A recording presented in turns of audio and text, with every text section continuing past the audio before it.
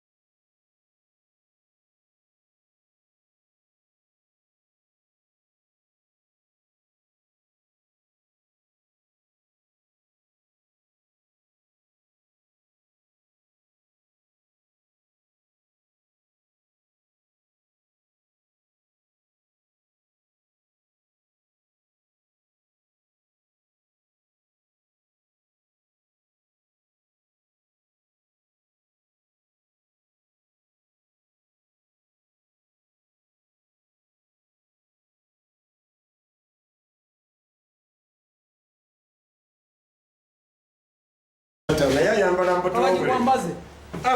Thaddeus Katumba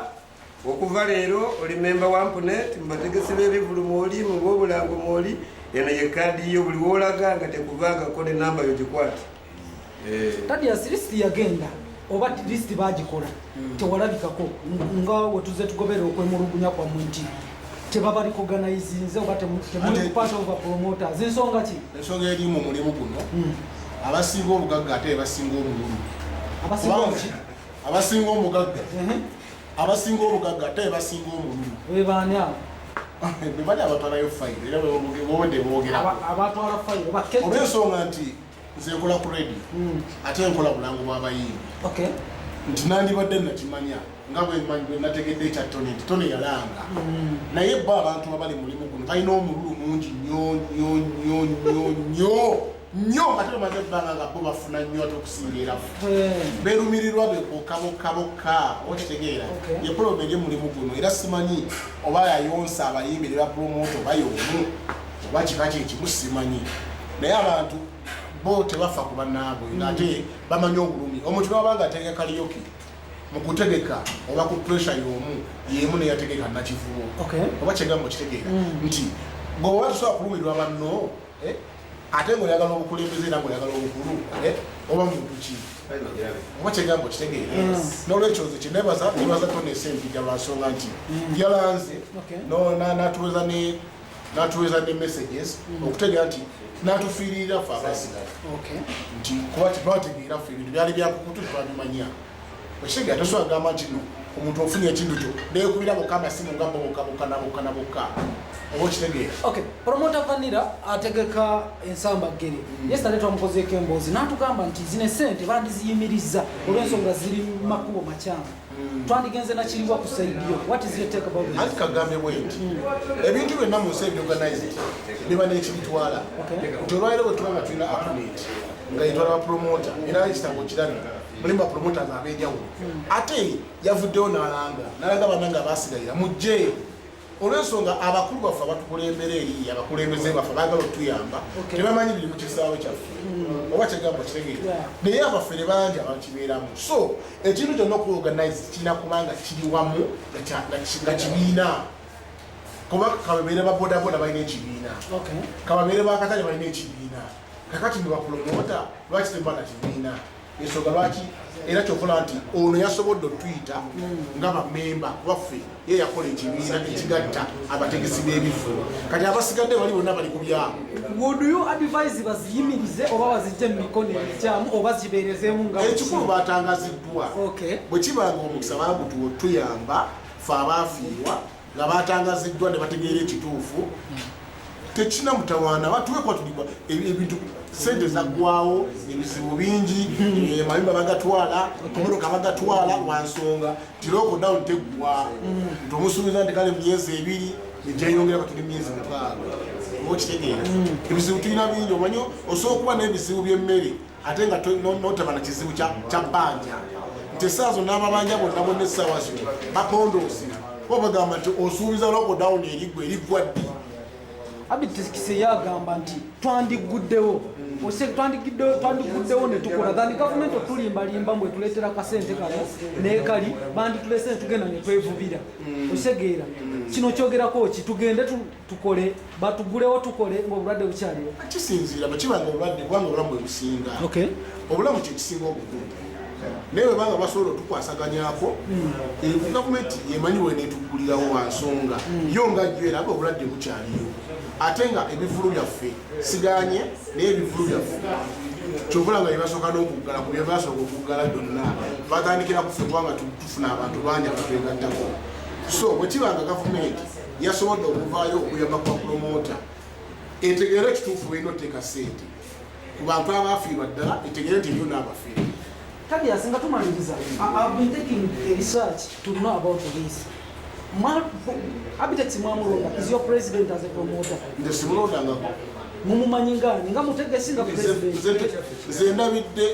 Abitex namulaba kuva nga nakava ku ssomero mu 1970. Kati Abitex gwogerako mumanyi. mumumanyi naye omumanyi nga mutegesi nga mukulembeze wammwe mutegesi kubaza ekibiina kyenjemu kyo kino ekya acnet kyekimanyi ngekyabategesi b'ebifu sirondangako tigundi ye mukulu waffe ekyemumanyi kyekino ekibiina ekyaffe ekyabapromota obugambo bwobusemba obugamba nga obusemba buli nti tuleme kubanga essaawa zo gyetulina offe noti mu ssaawa 2 tuleme kubanga tulina omululu ogw'amaanyi ennyo olwansonga nti tugenda okakkana nga ffenna olwaleero eno ensi uganda oba ensi lwalujegere nti wesiina ewootale tusobola kulya ensonga lwaki olwalira abagagga b'ebizimbe bakaalirira babadde nabo bakaaba olw'abanaku okubanga tebapangisa bizimbe okitegeera nga basaba bagula ebizimbe olwansonga nti uganda tuli ku njegere bwetuti bwe bwota sente zekola zijja mugwe nolizalyako azijja mugwe nolizalyako azijja mugwe ekyo tulina okuba nga tukwataganyira wamu ne bapromota baffe abasigadde bonna abalala abasigalira mu fayiro muzireete wano musobole okubeera nga mufuna obwenkanya